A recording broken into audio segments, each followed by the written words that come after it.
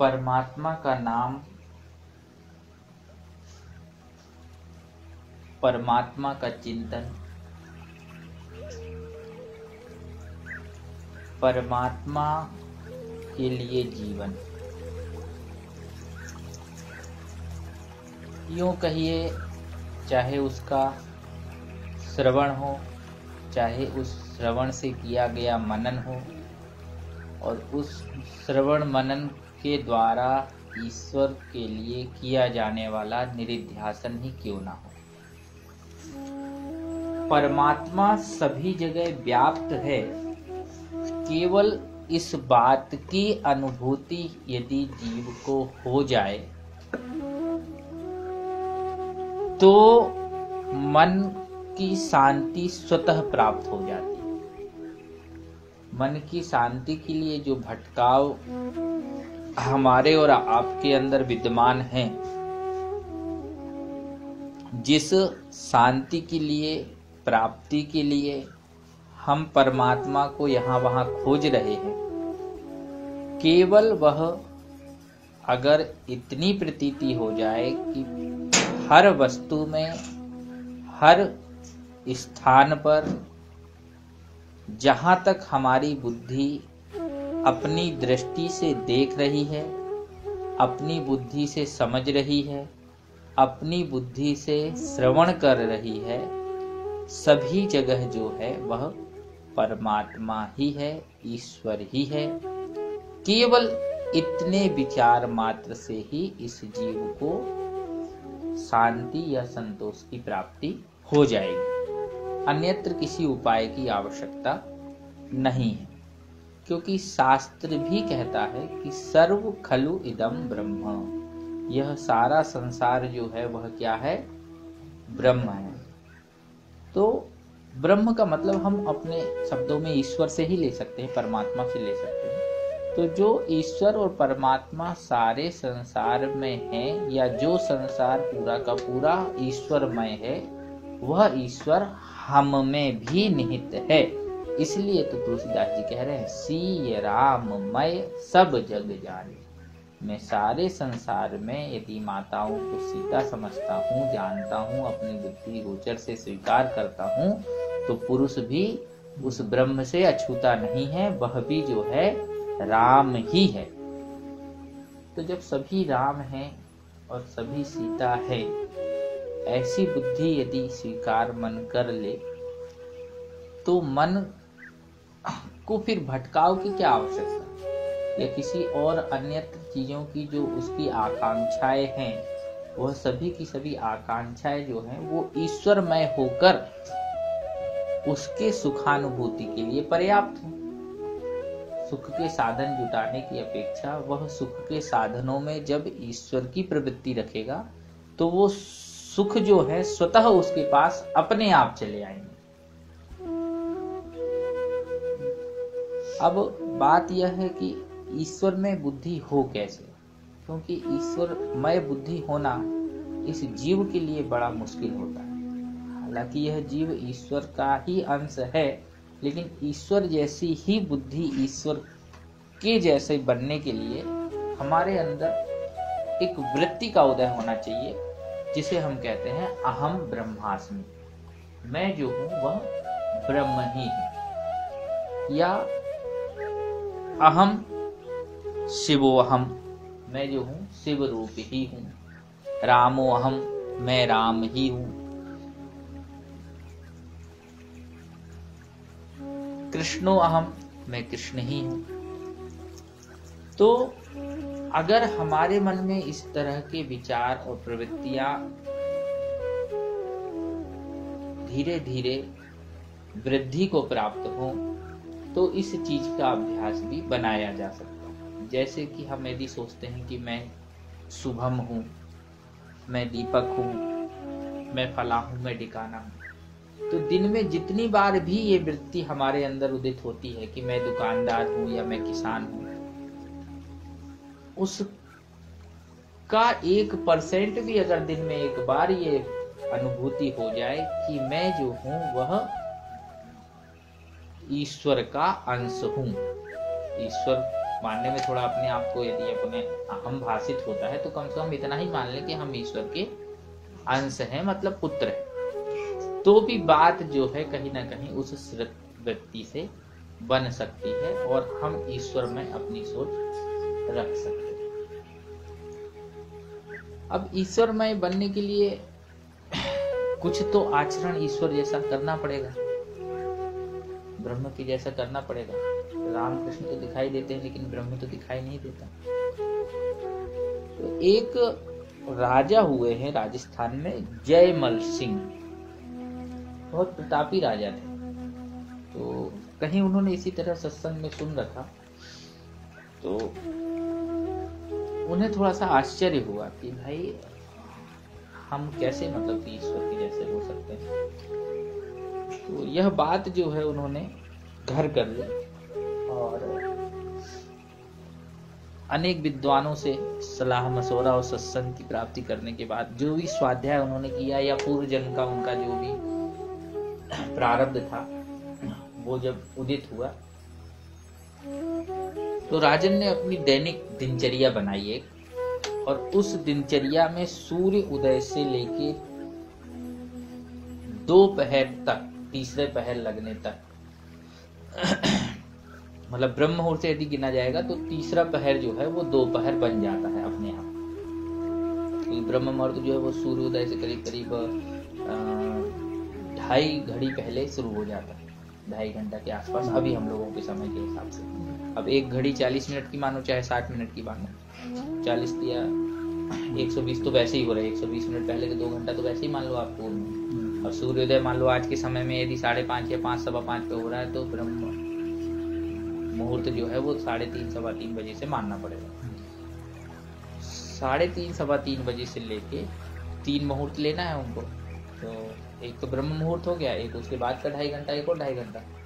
तो दोपहर के समय तक जब सूर्य एकदम मध्याह्न में होता है, अभिजीत मुहूर्त पार करने के बाद ही वो पूजन से उठते थे।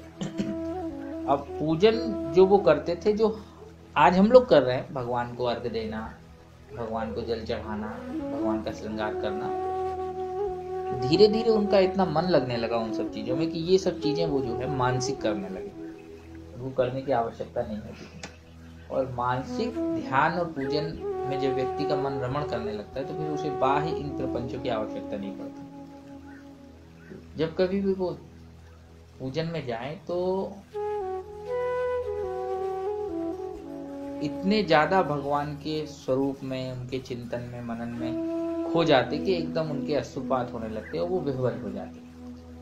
तो धीरे धीरे जो है उनकी कीर्ति बढ़ने लगी और लोगों को पता था कि इस समय कोई भी राजा से नहीं मिल सकता, उसके बाद ही वो राजकाज के लिए आते, चाहे कोई भी चढ़ाई क्यों ना करते। इतने ज्यादा जो है राजा भगवान की पूजन पाठ में व्यस्त रहते। अब सभी आम जनता को तो ये जानकारी हो चाहे ना हो, लेकिन राज्य के प्राय सभी लोगों को पता था कि राजन जो है दोपहर के बाद ही पूजा पाठ करके निकलते हैं। आंतरिक स्थिति उनकी क्या है ये तो सबको पता नहीं थी।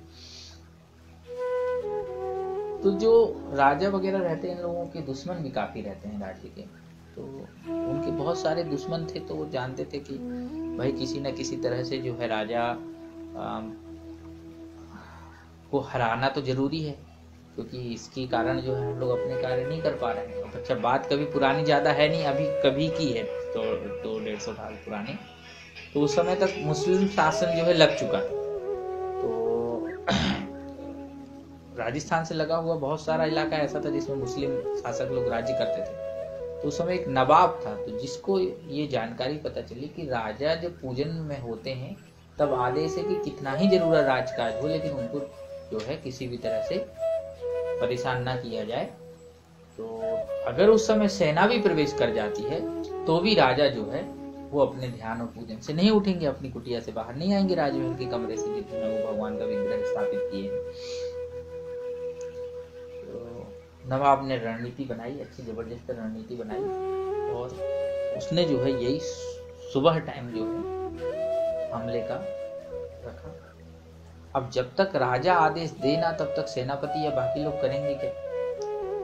तो जो सेना बनाई गई वो सेना जो है बिल्कुल एकदम किले के द्वार तक आ गई, और किले के द्वार से जो है वो प्रवेश करने को भी होने लगी। तो जब वो उस नगर में प्रवेश कर रही थी तो सेनापति के माध्यम से खबर पहुंचाएगी, तो अब उनकी माता को जो है बड़ा भय लगा कि अगर मैं राजन को नहीं उठाती तो कल के दिन राजा को ही तकलीफ होगी। ये तो पता है कि वो नहीं आते बाहर, और उनकी स्थिति जो है रहती भी नहीं है, समाधिस्थ रहते हैं।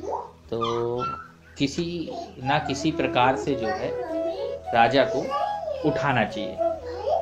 अब माता जी को कौन रोक सकता था उस कमरे में जाने से? तो माता जी तो चली गई, अंदर गई। अब अंदर गई तो उन्होंने जो बात आवाज लगाई, जयमल जयमल। अब जयमल काय को सुनने, वो तो खोए हुए थे अपने भगवान की लीला विग्रह में, इतने ज्यादा खोए हुए थे तो उन्हें तो कुछ पता ही नहीं चला। तो फिर हुआ कि अब कैसे किया जाए, तो माता ने जोर से थोड़ी सी आवाज लगाई, और आवाज लगा के थोड़ा से उनके शरीर को हल्का सा स्पर्श करके हिला दिया। तो उनकी जो है अश्रुधारा तो बह ही रही थी, धीरे से हल्की सी आंख खुली, थोड़ी सी चेतना आई। माता ने कहा कि फलाने नवाब ने जो है आक्रमण कर दिया है और कुछ ही क्षणों में राज्य जो है वो उसके अधीनस्थ हो जाएगा। तो कहाँ से तुम पूजा करोगे, कहाँ से पाठ करोगे? तो उठो और चलो रण की भूमि को। तो एकाएक उनको थोड़ी सी चेतना आई, माँ को हल्का सा प्रणाम करके, और उनको वो तो खोए हुए थे भगवान को माला पहनाने में, उनके अश्रुपात हो ही रहे थे।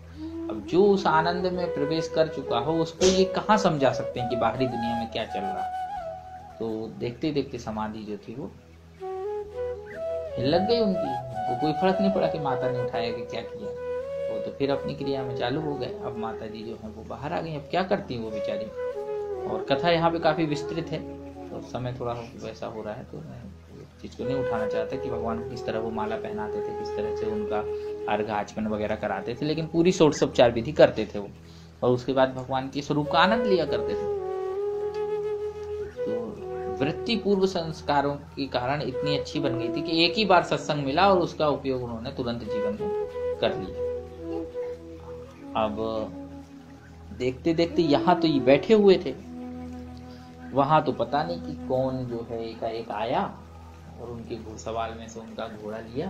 अब वो राजा का घोड़ा कोई उपयोग नहीं करता था, मतलब कोई बैठ ही नहीं पाता था। ऐसे घोड़े रहते थे उस समय पे, जिनके घोड़े रहते थे वही बैठ पाते थे, दूसरे को घोड़ा पीठ पे बैठने नहीं देता था। जैसे महाराणा प्रताप, तो उनका घोड़ा जो थे था वो दूसरे को बैठने नहीं देता था। तो इनकी जयमल की भी ऐसी स्थिति थी। तो अब एक श्यामल सिंह करके कोई आए और आकर जो है सेना को एक तरफ किया और अकेले ही जो है रणभूमि में कूद गए। अब कहाँ नवाब की सेना और कहाँ नवाब, देखते देखते पौने घंटे के अंदर पूरा का पूरा रण क्षेत्र जो है कब्जे में करके और नवाब को घायल आयल कर आके राजा की समाधि खुलने के 2 ही मिनट पहले करीब करीब आ गए।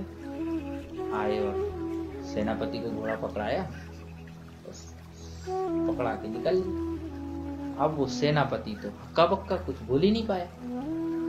अब उधर से राजा की जैसे जो समय था, निश्चित समय पे ही समाधि खुलती थी, तो उसी समय पे समाधि खुली। और जैसे ही वो बाहर आए तो उन्होंने भोजन पानी कुछ भी ध्यान नहीं दिया, ना स्वागत सत्कार, ना तिलक वगैरह, और सीधे दौड़े दौड़े आए और सेनापति को आदेश देते कहे मेरा घोड़ा लेके आओ। घोड़सवारी के लिए वो वहां पहुंच ही गए तलवार लेकर। और जैसे ही वो घोड़े को मतलब लगाम थी, सेनापति ने उनके हाथ में पकड़ाया, तो उन्होंने देखा क्या कि घोड़ा तो बड़ा थका हुआ है, पसीने पसीने छोड़ दिए उसने तो घोड़े ने। सेनापति कहता है कि भगवान राजन, आपके राज्य में कोई श्यामल सिंह कौन है? श्यामल जी कौन है?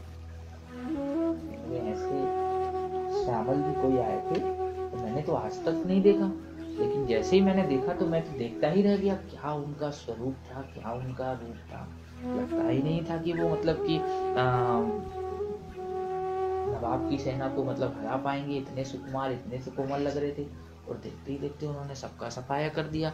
हमारी भी आधी सी सेना जो है बेहोश हो गई उस युद्ध में उनकी कारामात देखते हुए। अब वो ना हो, अब वो तो जयमल सिंह थे, वो तो समझ गए कि हमारे श्याम ही आए होंगे, श्याम के अलावा तो कोई है नहीं कि मतलब जो वो करे। अब इतना कहते ही मतलब वो वही घुटनों के बल बैठ गए और उनके अश्रुपात फिर शुरू हो गए। मेरे कारण जो है भगवान को अब यहाँ से आना पड़ा और लड़ना पड़ा। और फिर वो उसी ब्रह्मवलता में जो है भगवान प्रकट हो गए उसी घोड़े के उसमें से, और फिर आशीर्वाद दिया उनको। कई जन्मों तक जो है उनका वो चलता रहा। तो बात जो उठाई थी मैंने अभी कि ये बुद्धि जो है स्वीकार कर ले कि सभी जगह ईश्वर है, जयमल सिंह की तरह कर ले या ध्रुव या प्रहलाद की तरह कर ले, एकलव्य की तरह कर ले, तो ये बड़ी बात है। और ये आ जाता है बड़ी सरलता से, लेकिन समस्या यही है कि संसार का जो प्रपंच है वो इतना ज्यादा घेरे हुए है, ग्रह कारज नाना जंजाला, ये व्यक्ति की बुद्धि केवल ग्रह कारज के कारण ही भ्रमित होती है। नहीं तरह की जीवन में सत्संग मिल जाए व्यक्ति को, तो व्यक्ति ग्रह में रहकर, ग्रह से बाहर रहकर, ग्रह से अपनी ग्रहिता स्वीकार नहीं करेगा, उससे तो विलग ही रहेगा। और ये किसी को भी उद्भूत हो सकती है, इसके लिए कोई आवश्यक नहीं कि कोई गृहस्थ का ही होना आवश्यक है, कोई ब्रह्मचारी का ही होना आवश्यक है। नियम सबके अलग अलग हैं, ब्रह्मचारी के नियम अलग हैं, गृहस्थ के नियम अलग हैं, वानप्रस्थी के अलग है और सन्यासी के अलग है। लेकिन जिस अनुसार हमारी आयु बढ़ रही है, उस अनुसार उस आयु का जो धर्म है, उस धर्म को यदि हमने निभा लिया, ब्रह्मचर्य का धर्म निभाओ ना निभाओ कोई बात नहीं, गृहस्थ का धर्म निभा पाओ कोई बात नहीं, लेकिन अगर आप ब्रह्मचारी हैं और ब्रह्मचर्य अवस्था में नहीं है, विद्यार्थी अवस्था में, तो भी आप अपने जीवन में ब्रह्मचर्य का धर्म निभा सकते हैं, अपनी प्रवृत्तियों को ब्रह्मचारी के अनुकूल बना के। केवल खेल प्रवृत्तियों का है, वृत्तियों का है। जैसे दिया आपने जलाया, तो प्रकाश किससे हो रहा है? तेल से, बाती से, दिए से या लौ से? सहायक तो सब है, दिया भी उतना ही सहायक, दिया नहीं होगा तो तेल ठहरेगा किसमें? अच्छा, तेल भी उतना सहायक है, क्योंकि तेल होगा नहीं तो रुई में चढ़ेगा क्या? और रुई की बत्ती भी उतनी ही सहायक है, क्योंकि बिना बाती और बिना तेल भी वो लौ जो है प्रज्वलित नहीं हो सकती। तो इस पूरी की पूरी चीज में जहाँ गृहस्थ, ब्रह्मचर्य, वानप्रस्थ, सन्यासी की बात है, उसमें बात उसी दिए के समान उस लौ की है जो वृत्ति कहलाती है। सोह इसमें अति वृत्ति अखंड।